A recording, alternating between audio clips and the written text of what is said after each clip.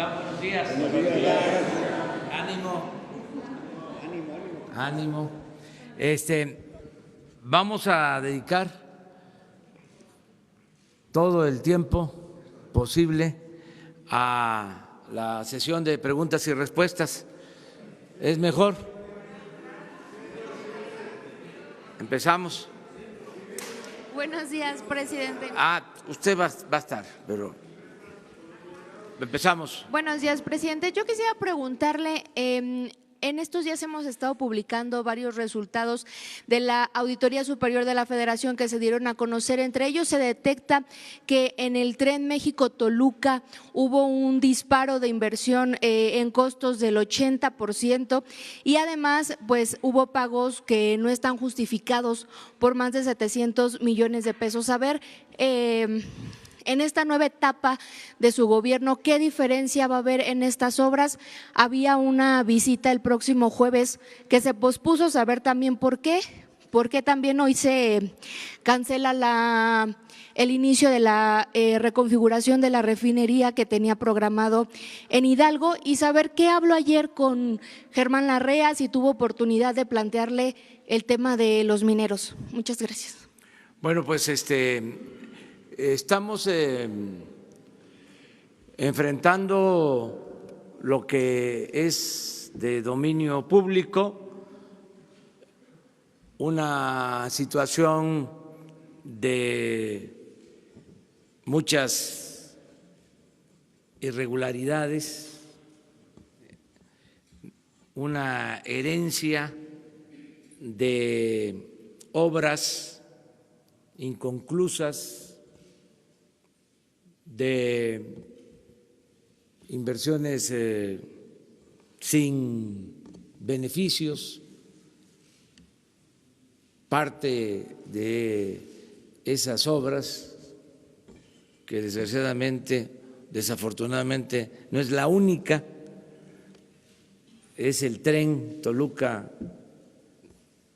a la Ciudad de México, que se estimó en 20,000 millones de pesos de manera original, fue creciendo la cantidad y ahora para concluirlo pues se necesitan alrededor de 15,000 millones adicionales, más lo ya invertido. En total costaría 65,000 millones de pesos, lo que se estimó en 25,000 millones. Pero así está todo. Ayer hablamos también de estas plantas de fertilizantes que compraron, que se comprometieron recursos por alrededor de 2,000 millones de dólares y todavía no operan las plantas porque eran plantas viejas, convertidas en chatarra, además de que se compraron a precios elevados, se destinaron recursos adicionales para rehabilitarlas y no se puede todavía terminar de modernizarlas. Entonces, en todos estos casos vamos a presentar denuncias para no ser nosotros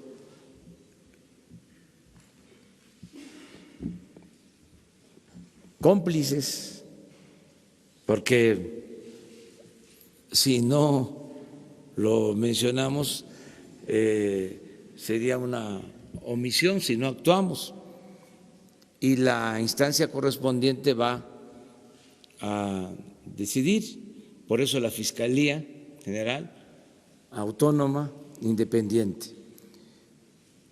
Pero pues son muchos temas así.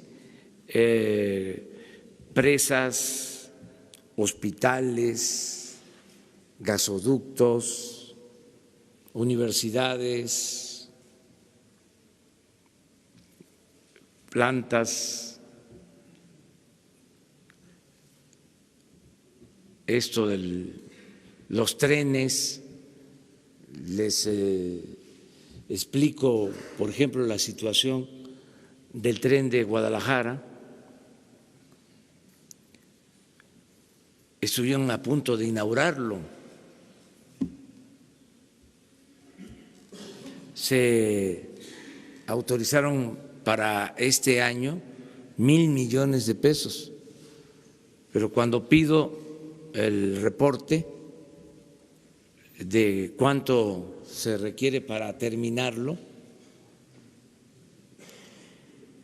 me están planteando los técnicos que necesitamos un presupuesto adicional a los 1,000 millones de pesos de 3,500 millones de pesos para terminarlo el fin de año. ¿Y por qué tenemos que terminarlo lo más pronto posible? Porque ha generado todo tipo de molestias, una obra que se debió terminar desde hace años, y así muchas otras. Entonces estamos haciendo una reprogramación para ir terminando obras en proceso. No nos equivocamos, desde el principio dijimos primero mantenimiento de carreteras, de infraestructura. Afortunadamente se aprobó presupuesto para mantenimiento de caminos y ya tengo el informe que se han licitado el 75% de las obras de mantenimiento a estas alturas. Eso fue un avance. Lo segundo, se le dio importancia a las obras en proceso, pero son tantas que no va a alcanzar el presupuesto de este año. Tenemos que reprogramar la terminación de estas obras. El caso del tren de Guadalajara, pues son 4,500 millones. El caso del tren de Toluca, Ciudad de México, alrededor de 15,000 millones. Entonces, vamos a priorizar. A lo mejor terminamos el de Guadalajara para resolver ese asunto y nos queda el de Toluca a la Ciudad de México para terminarlo en 2, 3 años, en la medida de que se reprograme el presupuesto. Pero eso es lo que se recibió, una situación de mucho tiradero de obra. Se hacían muchas obras para beneficio de compañías constructoras y no se pensaba en el interés general. Pero vamos a salir adelante. ¿Cuál es tu otra? Canceló su visita el próximo jueves. Tengo hoy una reunión para lo del tren precisamente con el secretario de Comunicaciones, con la jefa de gobierno, porque hay un tramo que tiene que ver con la Ciudad de México, donde vamos a tomar ya una definición. Y no tenía caso que yo fuera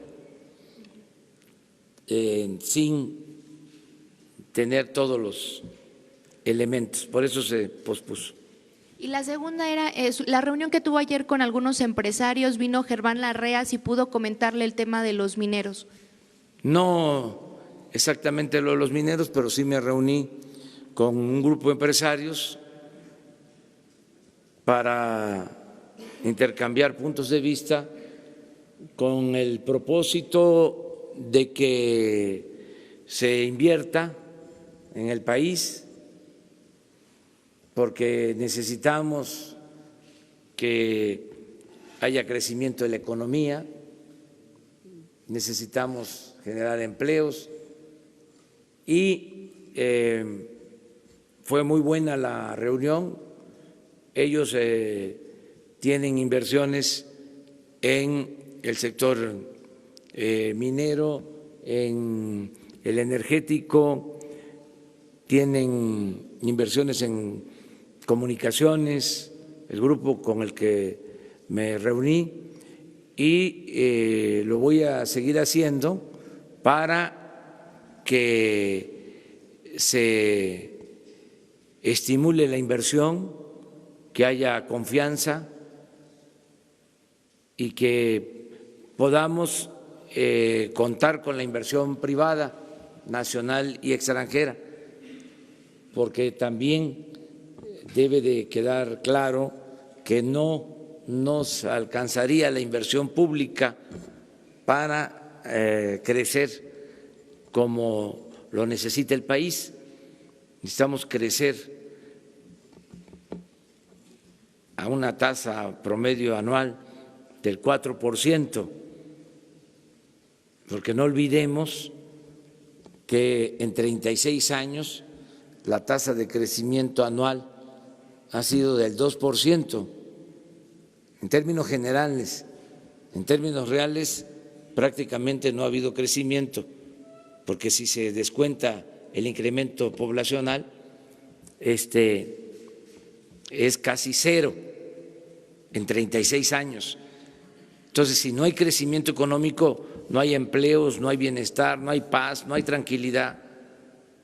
Yo estoy convencido, seguro, que vamos a avanzar mucho y que va a haber crecimiento económico. Entre otras cosas, insisto, porque no va a haber corrupción, que ese es un ingrediente que impide, cuando hay corrupción se impide que haya crecimiento. O sea, la corrupción impide el crecimiento. O sea, entonces, al no permitirse la corrupción, hay crecimiento. Se los explico de manera sencilla. Los técnicos, los expertos van a las cifras, suele pasar, y dice, la inversión pública en México es de las más bajas del mundo. ¿Y sí? Sí, es de las más bajas, incluso del continente americano. Pero a eso habría que agregar la corrupción. Entonces, si se invierten en el papel 600,000 millones de pesos, en realidad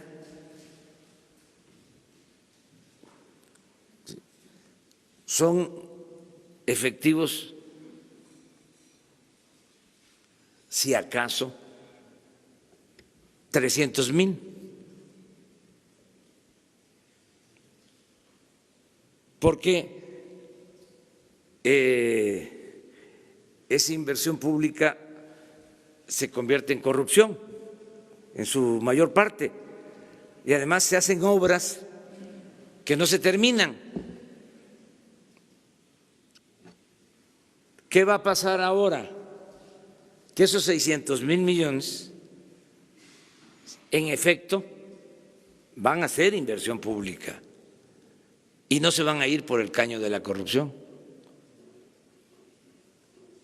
Entonces tengo confianza de que esto nos va a permitir crecer. Vamos a hacer mucho más ahora con el presupuesto. Nada más, ¿a qué hora es su reunión con la SCT, presidente? Y si nos comparte el resto de su agenda del día, por favor. Pues tengo esa reunión, luego tengo otra reunión con el gobernador de Nayarit, que recuerde, pero Jesús les da la agenda.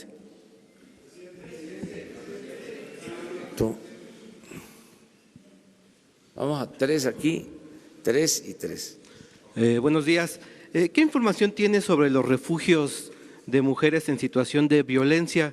Porque los recursos federales no están llegando. ¿Hay alguna razón en particular para frenar esta ayuda? También ayer el vicepresidente de Estados Unidos le pide reconocer a Juan Guaidó y en este mismo tema pedirle una opinión de lo que sucedió ayer con el periodista mexicano Jorge Ramos allá en Venezuela. Bueno, gracias. Mire, nada que signifique justicia va a ser hecho a un lado. Que quede claro. Refugio de mujeres maltratadas, discriminadas, en riesgo, todo eso se mantiene. Eso y más. Lo que estamos haciendo es terminar con los gastos superfluos. Les voy a dar un ejemplo, 2 ejemplos, y pueden ser 3. Miren,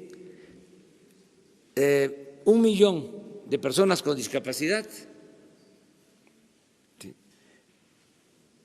ya están recibiendo, no todos, pero ya muchos, y yo espero que en un mes todos están recibiendo una pensión de 2.550 pesos cada 2 meses. Todas las niñas y todos los niños con discapacidad del país. Pero al mismo tiempo existe el Instituto para la Atención a Personas con Discapacidad. La pensión a 1 millón de personas con discapacidad, que significa una inversión sin precedente, nunca en la historia de México se había destinado tanto, y les invito a que revisen el gasto público sobre esto. Hablamos como de 18.000 millones de pesos. Pero se creó un instituto. El instituto tiene 600, 800 millones, algo así. Entonces, ¿qué estamos haciendo? Pues que ese instituto, los recursos de ese instituto, se sumen al apoyo a personas con discapacidad. Porque antes todo era el instituto. Para niños de la calle, un instituto. Para madres solteras, un instituto. Para adultos mayores, un instituto. Y cada instituto con un director general o directora general o coordinadora, con sueldos de 150 a 200,000 pesos, con direcciones, jefes de departamento, ¿sí?, viajes al extranjero, porque había que ir a aprender, ¿no?, a Europa cómo hacerle. Entonces, ya no queremos eso. Ya lo que queremos es, vamos a darle el apoyo directo a la gente, no a los aparatos burocráticos, porque el gobierno estaba ensimismado. El presupuesto era para el mismo gobierno, no le llegaba al pueblo. Esto cuesta trabajo que se entienda, porque había una costumbre burocrática, simuladora, porque ¿para qué se va a crear un instituto si no se ayuda al que lo requiere? Nada más aparato. Además, porque el neoliberalismo tuvo que ver también con la formación académica, las famosas políticas públicas, se iban al extranjero a tomar cursos y era para eso, para venir a crear institutos, ¿no?, de todo. Al final de cuentas, el que lo necesitaba no recibía nada. Les comentaba yo ayer, antier, organizaciones sociales, organizaciones de la sociedad civil, organizaciones no gubernamentales, recibían alrededor de 30,000 millones de pesos. No, mejor de manera directa. Si el mexicano no es menor de edad, ¿para qué la tutela? ¿Para qué el intermediarismo? ¿Por qué no de manera directa? Y para que le llegue el apoyo y le llegue completo. Es una especie, con todo respeto, de las bolsas de moches que existían.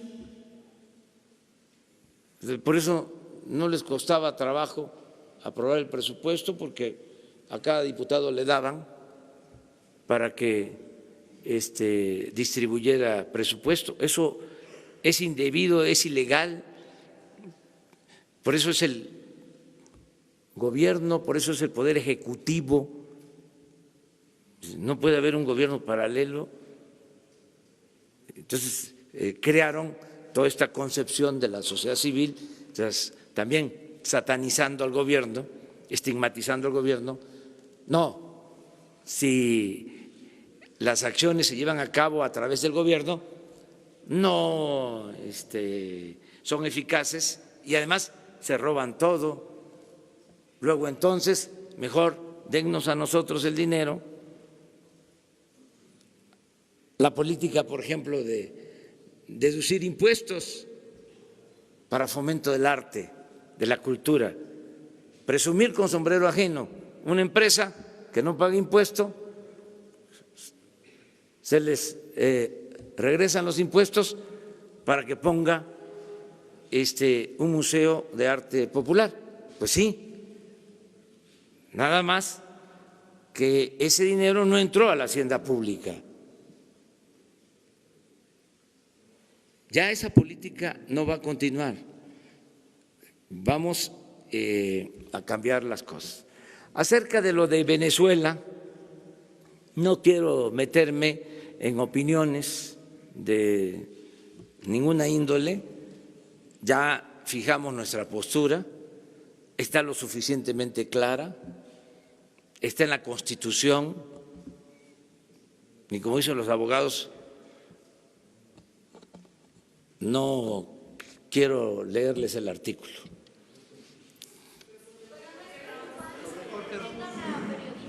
La retención de un ciudadano mexicano no merece que el presidente de la República se pronuncie al respecto. Sí, nosotros somos partidarios de la libertad de expresión, de el respeto que debe de haber para el ejercicio libre del periodismo en México y en el mundo. Eso es lo que puedo señalar. Va a hablar, soy Agustín Velasco de Uno TV, va a hablar con el periodista, lo va a buscar para platicar con él, aunque sea vía Desde telefónica. ahora le expreso mi solidaridad, desde aquí. Lo que no quiero es involucrarme en un asunto que está muy polarizado.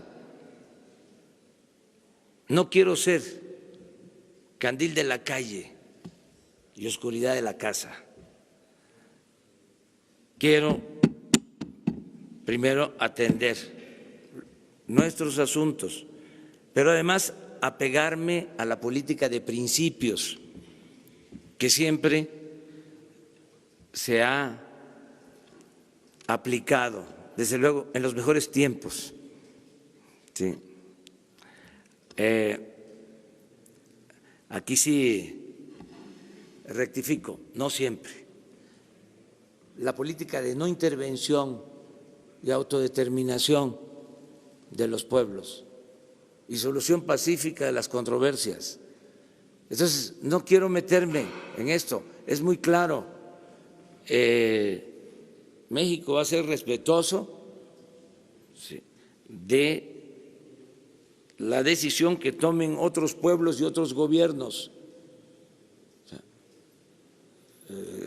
A nadie nos gusta que nuestros vecinos o quienes viven en la colonia se metan en los asuntos de nuestras familias, que se metan a nuestras casas. Y no olvidemos, el respeto al derecho ajeno es la paz. Presidente. Ahora, ¿quiénes somos nosotros para entrometernos y juzgar sobre lo que sucede en otro país? Presidente, ¿qué pueden Es que- esperar? ¿Qué pueden esperar los mexicanos que se encuentran en Venezuela de su Todo gobierno? nuestro apoyo, eso es distinto. Todo nuestro respaldo y esperemos por eso de que se solucionen los problemas de manera pacífica, que no haya violencia. Somos partidarios de la no violencia y no quiero hablar más.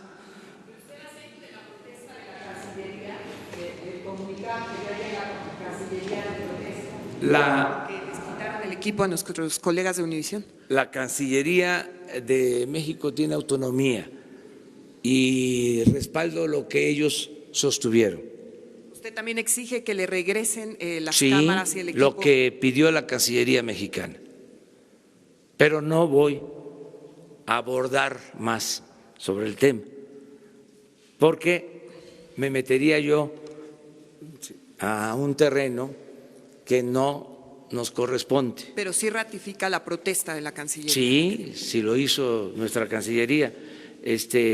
Lo que sucede es de que nosotros le tenemos mucha confianza a Marcelo Ebrard, secretario de Relaciones Exteriores, y en este caso las opiniones de la Cancillería se apegan a la política que mantenemos y no hay ningún problema. No, no, le pedía al gobierno de México que ya se reconozca a Guaidó. nosotros mantenemos una relación de respeto con el gobierno de Estados Unidos. No hemos tenido ningún tipo de presión. Y a ver, voy a decir algo importante.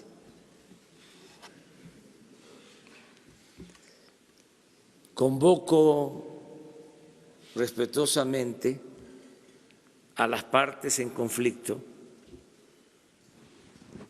a que se sienten a dialogar y a buscar una salida pacífica. Eso sí lo puedo hacer porque nuestra Constitución habla de la solución pacífica en controversias. A eso convoco, no a la polarización, no a la confrontación, no a la manipulación, mucho menos a la violencia. Entonces, esa es mi postura: solución pacífica al conflicto mediante el diálogo. Y agrego algo más para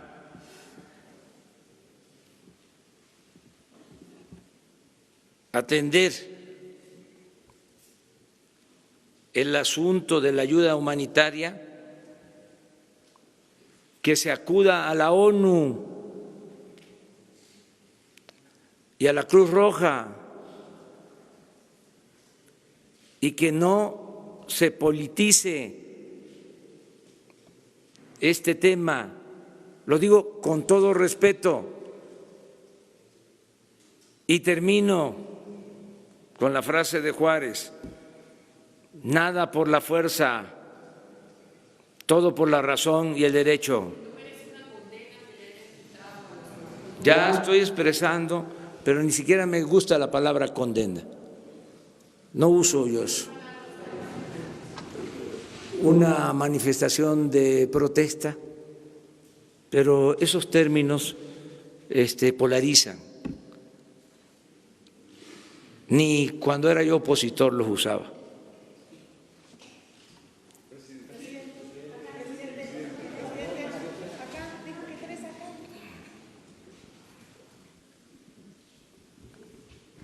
Buenos días, presidente. Rafael Herrera para Sin Censura con Vicente Serrano desde Chicago. Presidente, no sé si usted esté enterado de lo que circula en redes sociales, pero toma fuerza la idea de bonos para rescatar a Pemex. ¿Existe algún mecanismo para que los mexicanos inviertan en Pemex? Y en ese sentido, presidente, también hay un gran pedido de muchos mexicanos en Estados Unidos para que se les permita invertir por medio de préstamos hipotecarios de Infonavit. ¿Se puede? ¿Se ha hablado de esta posibilidad? Y por último, y si me permite, usted, presidente, se comprometió hace 3 semanas con el titular de Sin Censura, Vicente Serrano, a presentar un plan de apoyo a los migrantes en el extranjero. Hace una semana usted me dijo que las semanas pasadas iba a presentar este plan, pero pasó la semana y no se presentó. ¿Nos podría adelantar, presidente, si ya tiene algún avance de inversión, una cifra de inversión, y cuáles van a ser las prioridades de este plan? Muchas gracias, presidente. Bueno, sobre esto último, en efecto, yo tengo ese compromiso y esta semana le voy a pedir que venga con ustedes y comparezca el secretario de Relaciones Exteriores para hablar sobre el apoyo a nuestros paisanos migrantes esta semana. ¿Qué otra cosa preguntaste? Si los mexicanos de a pie podrían invertir en México, en claro, Pemex. La mejor inversión es que todos ayudemos, como lo hacen millones de mexicanos, pagando nuestros impuestos para fortalecer la hacienda pública, y que todos ayuden también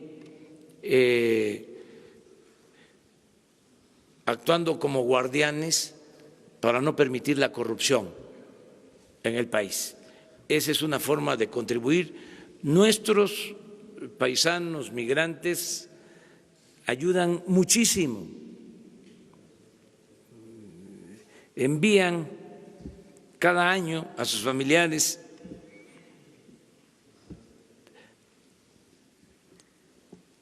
más de 30,000 millones de dólares. Es la fuente principal de ingresos que tiene nuestro país.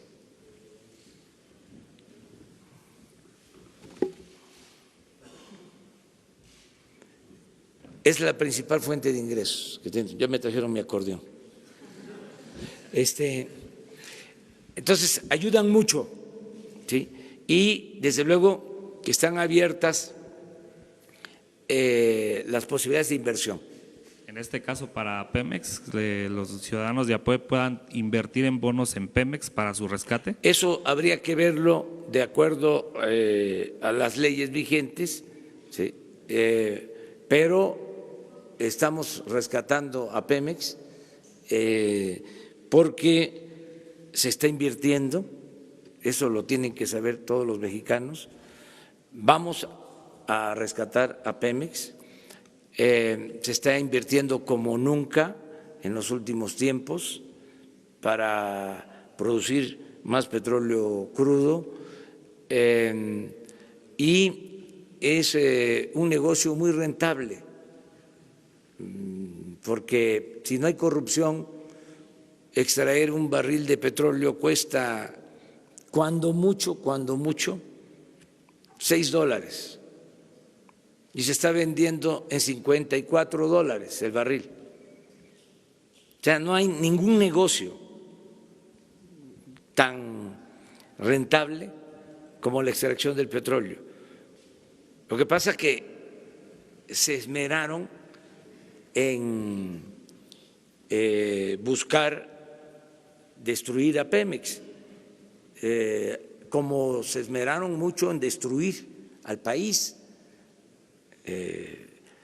Con la política neoliberal, con la política de pillaje, pero afortunadamente, como una bendición, ya cuando estaban por terminar la obra de destrucción, sonó la campana. Se llevó a cabo la elección del día 1 de julio del año pasado. Y la gente dijo, basta, va a haber un cambio, va a haber una transformación. Eso es la salvación del país, eso que hicieron todos los mexicanos.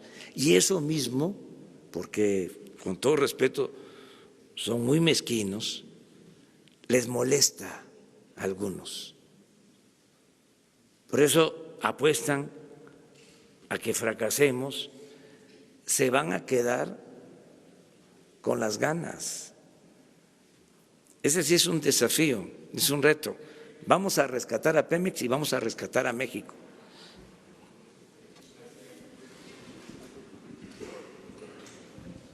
Gracias. Buenos días, señor presidente. Bueno, pongo de pie para que las redes sociales no nos digan de cosas. Ok. Urbano Barrera, del diario Ovaciones, señor presidente. 3 preguntas. La primera, entendemos las variaciones en el costo de la gasolina, pero quisiéramos que se le dijera a la sociedad si está comprando la gasolina a mejor precio, sin moches, sin corrupción, si está limpiando toda la cadena, ¿por qué para usted el incremento en el combustible, en la gasolina? La segunda, ya casi está lista la Guardia Nacional, está perfilado todo el esquema de seguridad y se va a apoyar a la seguridad pública. ¿Qué va a hacer usted cuando se enfrente a los problemas de la infraestructura, ¿no? Por ejemplo, en la Ciudad de México, que es una de las policías mejor estructuradas, tenemos 5,000 patrullas, pero 1,000 están paradas por falta de mantenimiento, por cuestiones no muy claras ahí, es el 20%, son algo así como 62 patrullas por alcaldía. ¿Qué pasa ahí? Y la tercera, si usted contempla decirle a la jefa de gobierno, Claudia, que hace falta una limpia en la policía del metro. Nos enteramos el sábado anterior, el sábado 16, de la señora María Guadalupe Fuentes Arias, se desmayó en la estación Tacubaya, llegan a asistirla el personal policíaco de la estación, la meten a uno de los cubículos, después sale y la colocan en una escalinata de entrada, sin celular, sin dinero, le dejaron 3 pesos. Hay videos que grabaron todo, están en la carpeta de investigación, pero no ha ocurrido nada y siguen impunes estas personas. A eso se exponen las jóvenes, ha habido problemas de jóvenes atacadas en el metro. Es necesaria una limpia. ¿Qué le podría decirle a la jefa de gobierno? Esas 3 cuestiones, señor presidente. Gracias. Miren, es muy buena pregunta lo del aumento en el precio de la gasolina, porque me sirve para informar en general y contrarrestar malos entendidos y la mala fe también de nuestros adversarios. ¿Qué ha pasado en el tiempo que llevamos con el precio de las gasolinas y del diésel? Ha habido un aumento en la gasolina magna y una disminución en la premium. Le estoy dando a conocer esto que considero importante. De acuerdo al precio que Pemex vende a los expendios, esto puede significar más o menos de conformidad con el margen de utilidad que tengan los concesionarios, pero el precio base en el tiempo que llevamos ha aumentado en la gasolina magna y ha disminuido en la premium. De todas maneras, yo tengo un compromiso que voy a cumplir para que se sepa. No va a aumentar la gasolina, ni el diésel, ni el gas, ni la luz en términos reales. Si se está dando este aumento, estamos esperando el momento para hacer un ajuste, para cumplir el compromiso. ¿Qué significa? La gasolina no va a aumentar arriba de la inflación, nunca, ni el diésel, ni el gas, ni la luz. Y digo esto porque en mis giras, en algunos casos me muestran recibos de luz que vienen por arriba de lo normal. Y ya di instrucciones para que se revisen, porque no quiero de que al interior del gobierno los que tienen que ver con esto nos estén jugando chueco para provocar inconformidad con la gente. Entonces, decirle a la gente que voy a cumplir con el compromiso de que no aumenten los precios de energéticos en términos reales. Voy a cumplir eso. Acerca de lo de la Guardia Nacional, es una muy buena pregunta. Hoy trabajamos sobre eso. Les puedo decir ahora con más información, con más elementos. El pueblo de México no tenía protección. No habían elementos del gobierno federal encargados de la seguridad pública. se reducía a 18,000 elementos de Gendarmería y de la Policía Federal, que además tenían otras encomiendas. No había protección para garantizar la seguridad pública. Por eso lo de la Guardia Nacional es un avance, porque este año vamos a contar, para empezar, con 80,000 elementos. El año próximo va a aumentar a 100,000 y vamos a tener en el 2021 125,000 elementos en 266 coordinaciones territoriales. Ya estamos trabajando con ese propósito y eso me da mucha tranquilidad porque vamos a poder resolver el problema de la inseguridad y de la violencia. Acerca de abusos que se cometen, pues tiene que actuarse castigando esos abusos. No van a dejar de haber estas actitudes corruptas, indebidas, pero no permitirlas, que no haya impunidad. Eso es lo que puedo contestarte. Lo mismo, o sea, que se regularicen las cosas. Buenos días, señor presidente. Ricardo García, de Revolución 3.0. Dos preguntas. Primero, el día de ayer fue nombrado José Antonio Meade para laborar en un banco.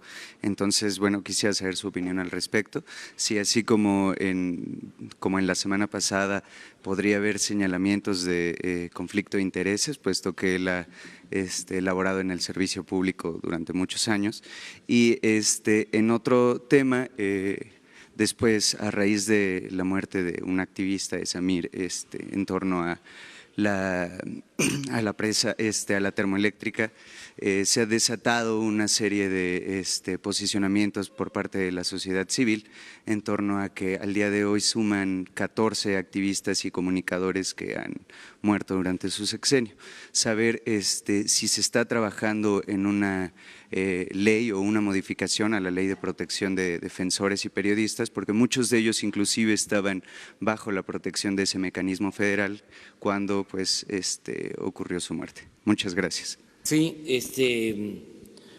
es cierto lo que comentas y es un tema que se está atendiendo, lo de la protección de dirigentes sociales, de periodistas, porque incluso con custodia, en el tiempo que llevamos han perdido la vida 5 periodistas, con custodia, han sido asesinados más.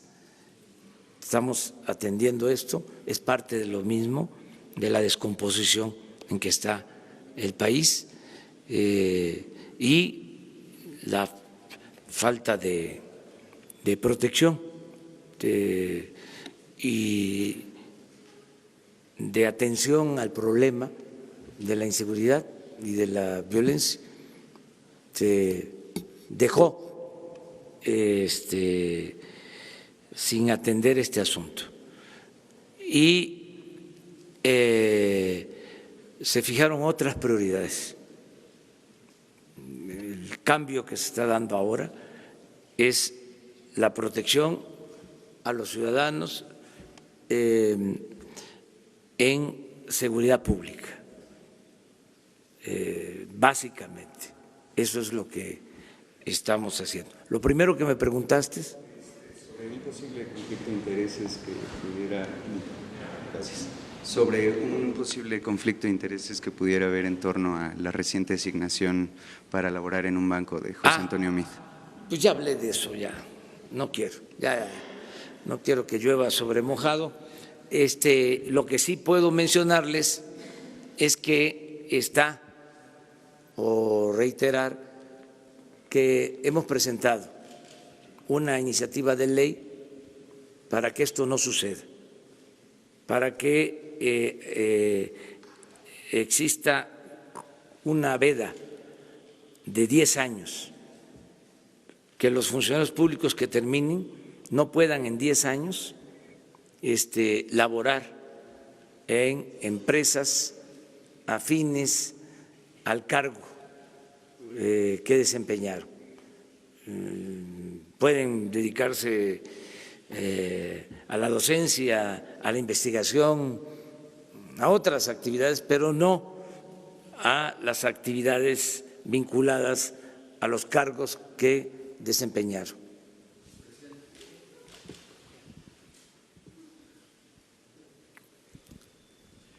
¿Qué tal? Alberto Rodríguez, de SDP Noticias. ¿Tiene alguna opinión sobre este grupo que se anunció el fin de semana de Yo Sí Quiero Contrapesos, en el cual hay perredistas, panistas, activistas, que pues, como su nombre lo indica, quieren hacer un contrapeso al gobierno federal, si bien no queda claro a qué se refieren con contrapeso, si es que van a buscar formar un partido político, solo van a estar escribiendo en medios contra usted? Esa es una pregunta. Y la otra, hay conflictos laborales en Chapingo, en la UAM. La rectoría de la UAM sigue firme en que solo les va a dar 3.35% de aumento salarial, pero los sindicalizados se están quejando de que a lo mejor en este sexenio no se ha procurado que se eleven los salarios de los docentes, de los trabajadores de este sector. No sé si también tengo una opinión. Sí, mire, acerca de los grupos que se constituyen para hacer oposición al nuevo gobierno, pues es legítimo. Nosotros garantizamos el derecho a disentir. Entiendo que están desesperados porque no se repone el conservadurismo. Solo que no están haciendo bien las cosas. Yo les voy a dar a ellos un consejo respetuoso. Un buen consejo no se le niega a nadie. O sea, yo pienso que podrían los conservadores, los intelectuales orgánicos del conservadurismo en México, podrían formar una escuela de cuadros para crear a la nueva clase política conservadora del país, porque ese es el problema que tienen. Tienen ausencia de cuadros políticos. Entonces se desesperan y reúnen agentes, ¿no?, afines, los meten en un grupo, luego hasta ellos mismos dicen: yo no fui consultado, yo no estoy en ese grupo, pero es parte de la desesperación. Hay muy buenos intelectuales de derecha, conservadores, incluso con apariencia de liberales. Entonces, podrían ellos hacer una escuela para tener a los políticos del conservadurismo, como ha sido siempre. Siempre ha habido un agrupamiento político liberal y un agrupamiento político conservador. Entonces, yo lo veo bien eso, o sea, que se reagrupen. ¿Qué sucede? De que están atravesando una crisis y se están precipitando pensando que de la noche a la mañana pueden crear un grupo. No, tienen que formar cuadros, no sacar la nota, ¿no? Ya se reunieron tantos y van a hacer contrapeso, pero eso es muy ficticio, pues. Es como para decirles ternuritas. ¿Cree que Ricardo Anaya está detrás de esta formación? ¿Cómo? ¿Cree usted que Ricardo Anaya está detrás de esta formación? No, él podría estar en la formación, pero ellos hay escritores en la prensa fifí, en la academia, gente de derecha, de conservadores, pues, que es evidente que no les gusta lo que está sucediendo en el país, no nos ven con buenos ojos, están en contra de nosotros, pero bueno, todo eso es permitido, es parte de la democracia, es el derecho a disentir. Entonces, nada más que no hagan el ridículo, que hagan bien las cosas. Y lo de la UAM, si el gobierno está a favor de que haya Nosotros incrementos salariales. Cumplimos a las universidades con el compromiso de que cuando menos iban a tener el mismo presupuesto más inflación. Incluso hubo un error al principio en el manejo del presupuesto y luego yo acepté públicamente de que se les estaba dando menos y se les dio un presupuesto adicional. Pero tiene que ver con la política de cada universidad y ser respetuoso de las autonomías.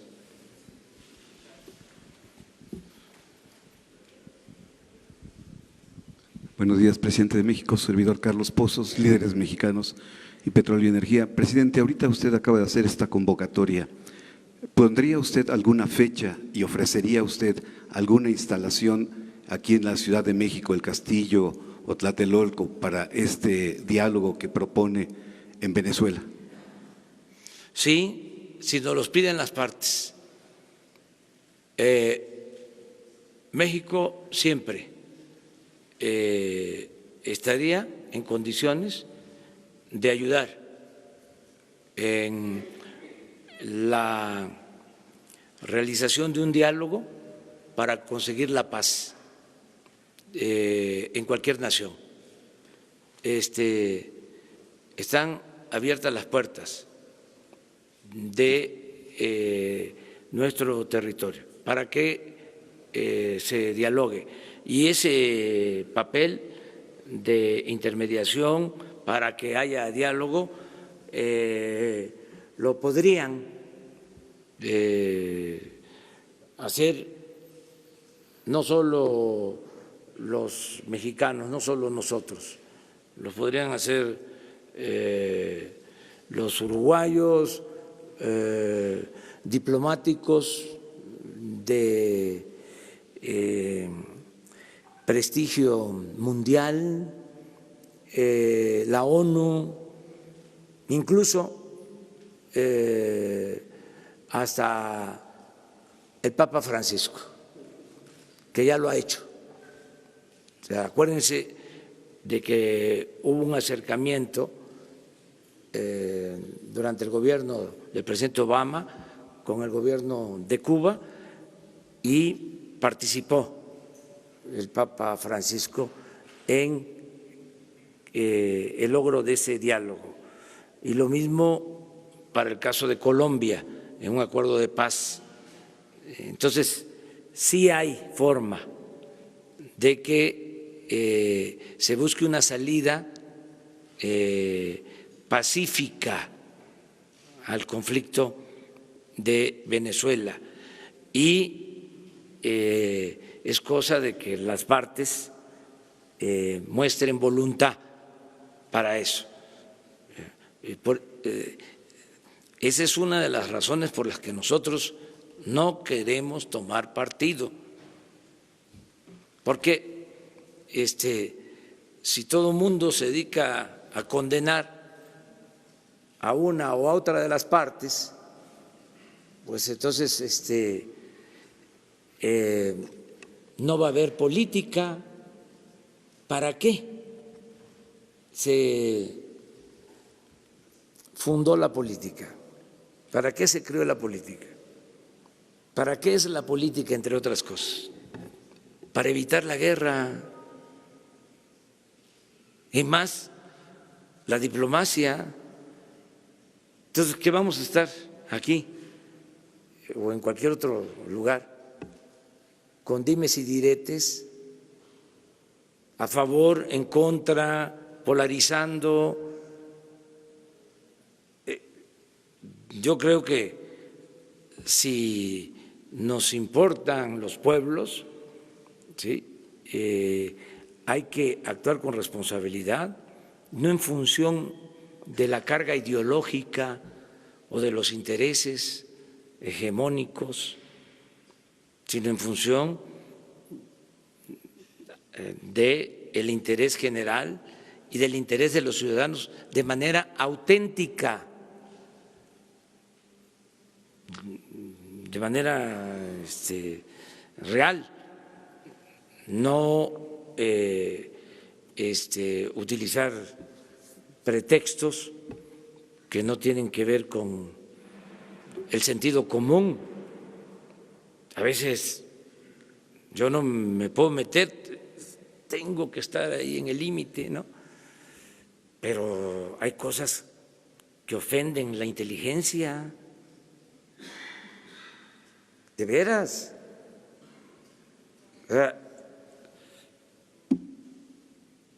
Ofenden la inteligencia, ya no puedo decir más. Me refiero a algunos pronunciamientos, algunos pronunciamientos, pero hasta ahí la dejamos. Presidente, dos denuncias. El saqueo en Pemex continúa, el Pemex paralelo de los directores, subdirectores continúa, presidente. Le quiero decir que la empresa DMI Ingenieros y Petroquímica del Golfo con Clariant están poniendo en riesgo la estimulación para incrementar la producción de crudo pesado y llegar a los objetivos que usted ha señalado. Hasta el día de hoy también, señor presidente, en Houston, hasta hoy en la mañana funciona la oficina PPI, que es Pemex Procurement International, con 90 personas y continúan haciendo sendos negocios para que usted lo tome en consideración. Y mi segunda pregunta, presidente, las cifras de turismo han caído.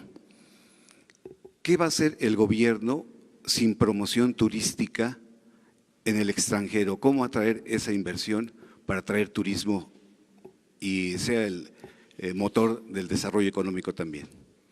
Bueno, acerca de lo último, todas las embajadas que tiene México en el extranjero van a ayudar en la promoción turística. Y la mejor promoción es el que haya paz y haya seguridad en el país. Lo que afecta más el ingreso de turistas es el ambiente de inseguridad. Entonces nosotros pensamos que vamos a resolver esto, va a haber paz, va a haber tranquilidad y van a llegar muchos turistas. Ya no hay el fondo del turismo porque había, vamos a decirlo físicamente, técnicamente, en el marco de la jeringonza neoliberal, había opacidad. Entonces, eso ya se termina. y esos recursos son los que se van a utilizar para la construcción del Tren Maya. Y quienes manejaban estos recursos pues no están conformes. Ya lo he dicho, habían oficinas en el extranjero, nada más había un programa que se llamaba ProMéxico con 60 oficinas en las distintas ciudades del mundo.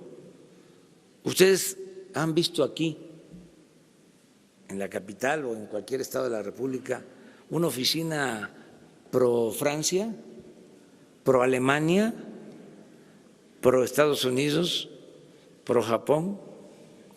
No, eran de las extravagancias que se cometían. Entonces se puso orden también en eso. Acerca de Pemex Internacional, es una empresa que está constituida desde hace mucho tiempo. Estamos limpiando esa empresa porque es la que compra los combustibles, es la que tiene la venta también del petróleo en el extranjero. Es una de las empresas más importantes, estratégicas. Se está limpiando de malos manejos. Hay mucha gente todavía, no solo en Pemex, en todo el gobierno. O sea, están ahí. Nos va a llevar algún tiempo, pero vamos a ir limpiando. Vamos a ir poco a poco, ¿no? Quitando gente que no ayuda. Y esa es una labor de ustedes.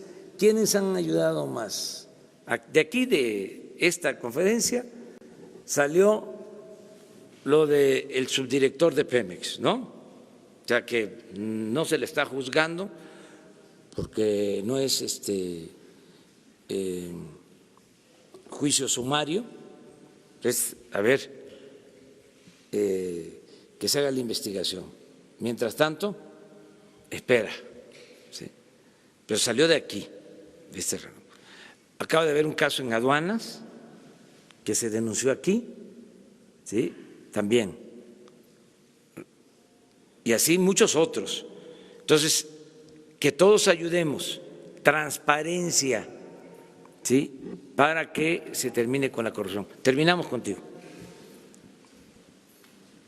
Presidente, Demián Duarte, de Pasando los Negocios de Política y Nacional Proyecto Corte de Sonora, nos va a visitar el próximo sábado en nuestro estado. Y en Sonora tenemos algunas preocupaciones y planteamientos que tienen que ver con la política del gobierno federal.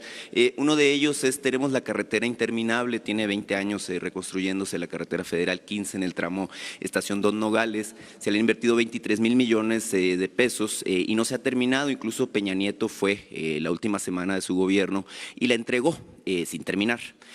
La pregunta en particular es si hay un plan en ese caso en específico para terminar la carretera. El otro gran tema que tenemos en este momento, porque se acerca el calor y usted ha estado con nosotros en Hermosillo y en distintos lugares de Sonora, es el famoso subsidio para la tarifa 1F, que no nomás aplica a Sonora, también aplica a Baja California y algunas otras entidades como Chihuahua. Esto cuesta para el caso de Sonora 301 millones de pesos que aporta en buena parte la Secretaría de Hacienda. Preguntar si hay una determinación al respecto. Y la tercera y última, si es tan amable, señor presidente, tenemos una situación de inseguridad que nos preocupa mucho a los sonorenses en el sur del estado, particularmente en Ciudad Obregón, y se contagia continuamente a Empalme y a Guaymas con situaciones, válgame, pues de muertos casi de manera cotidiana. No se incluyó a Sonora ni a esta región entre las zonas de seguridad prioritarias, las 17 que definieron. Si hay un plan, porque incluso la gobernadora Pavlovich ya ha pedido que se considere esta región en específico por el problema que tiene. Muchas gracias, presidente. Sí, mira, muy importantes, puntuales tus tres preguntas. La primera, tengo el informe que la carretera la vamos a concluir en el mes de mayo. Sí.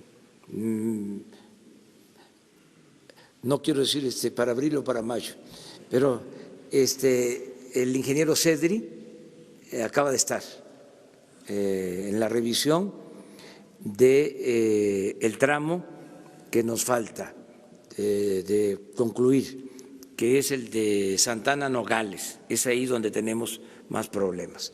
Pero según su informe, en mayo se termina esta carretera, que es muy importante, atraviesa prácticamente todo Sonora. Es una carretera de concreto y sí, con un costo estimado de alrededor de 23, 25 mil millones de pesos. Esa es su primer pregunta. Ahora mismo voy a hablar con el ingeniero Cedri para que se cumpla con esto.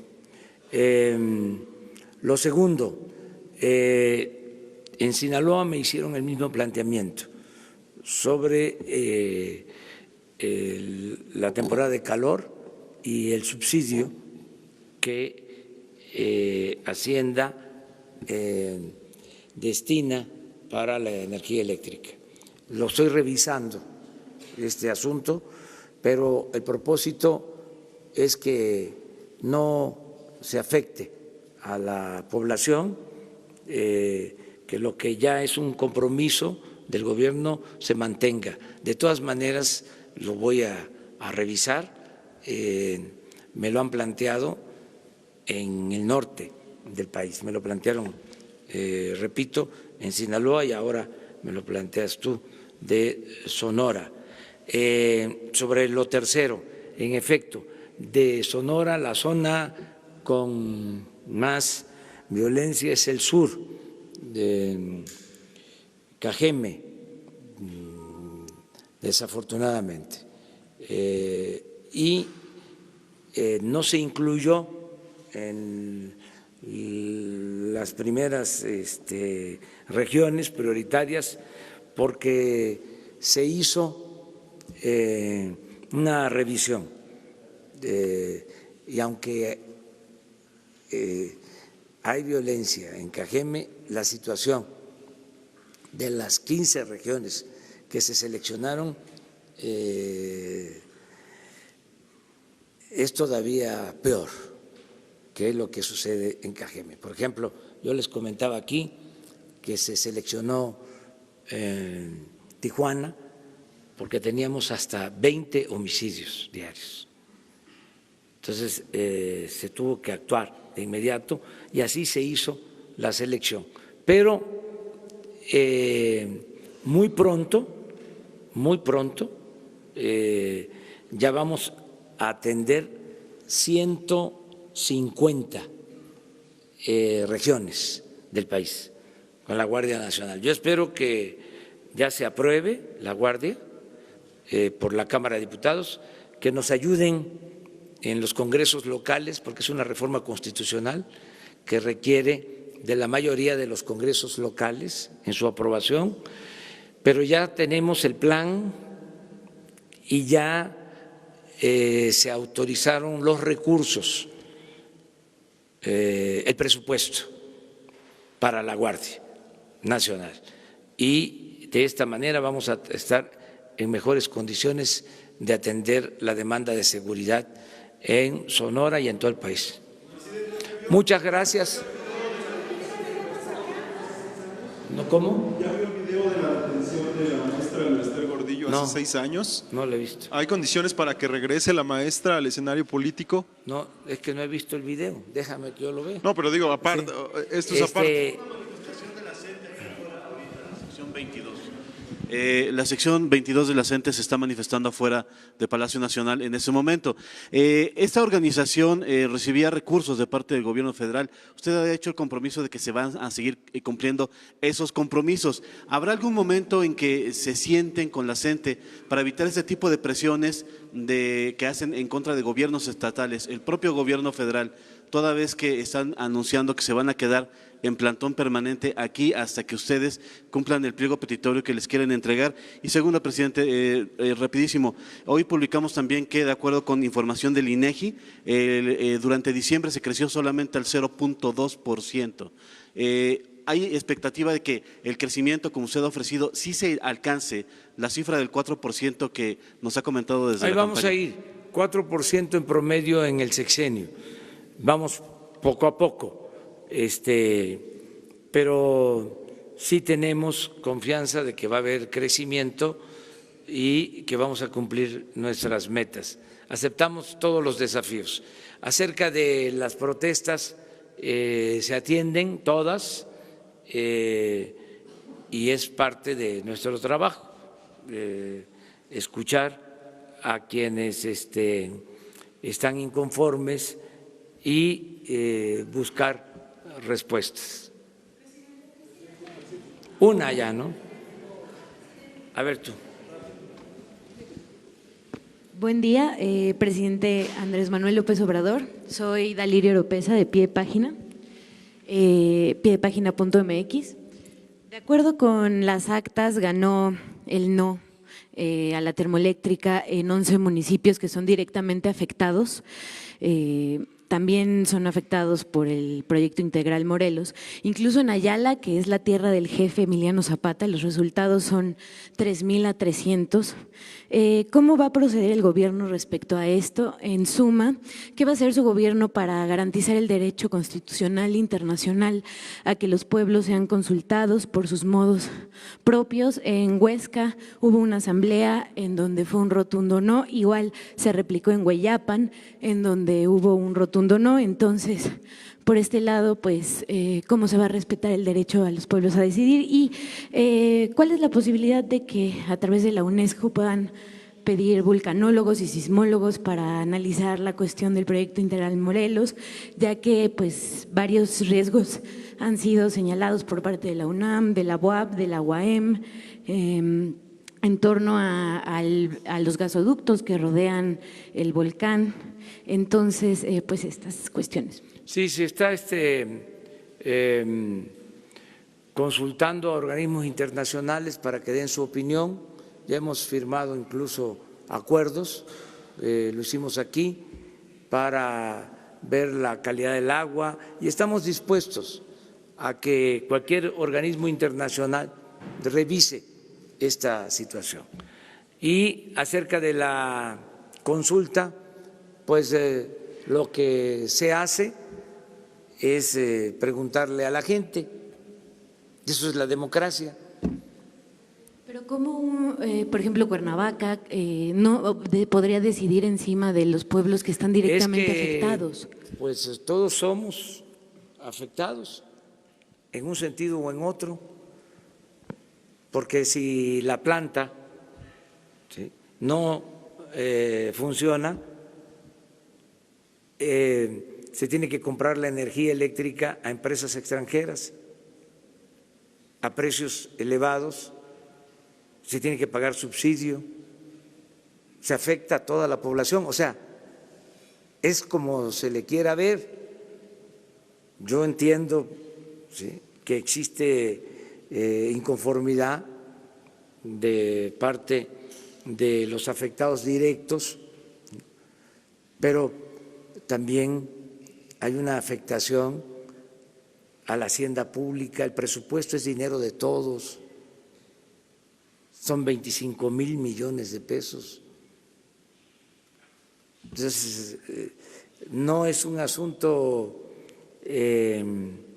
sencillo, es complejo y la mejor manera de resolverlo es con el diálogo y con la democracia. No hay otra forma.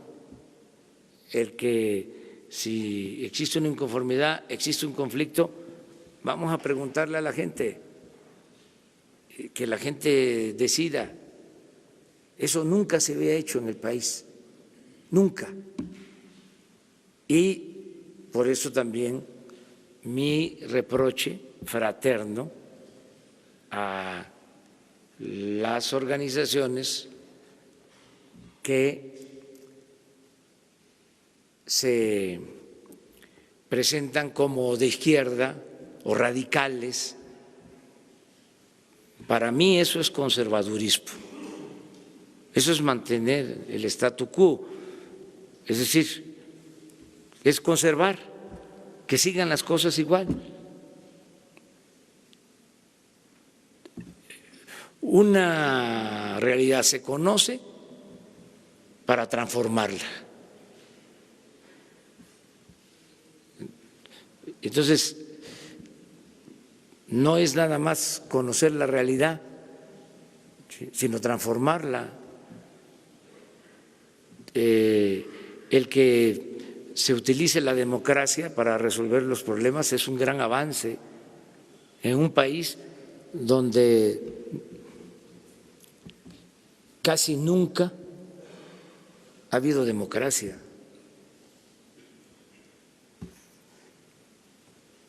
Es importantísimo el que, por ejemplo, no haya represión, el que hayan intentado frenar la consulta con actitudes antidemocráticas, de provocación, a quemar urnas, y que se haya actuado con tolerancia, con respeto, se haya permitido la libre expresión y además que ya se sepa, nosotros no vamos a reprimir al pueblo, no somos iguales, se van a quedar también con las ganas, porque ¿qué quieren los extremos?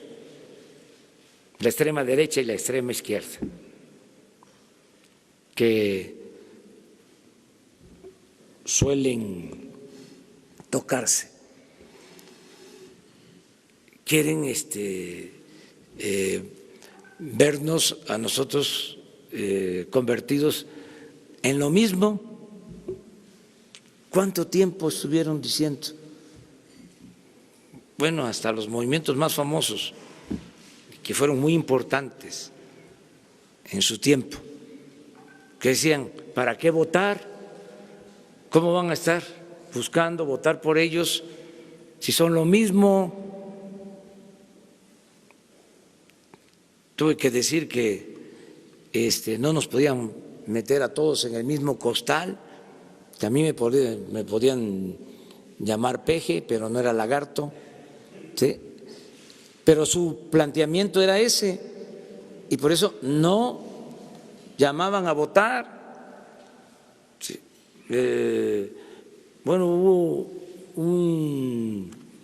una expresión de que representábamos el fascismo y nunca se han retractado, nunca han dicho absolutamente nada. Entonces, no votar fue siempre, ¿no?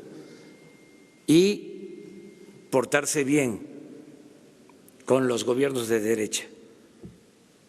Y ahora llegamos nosotros y como dice la canción de Calle 13, ¿no? Todos a portarnos mal. Bueno, ya, hasta luego.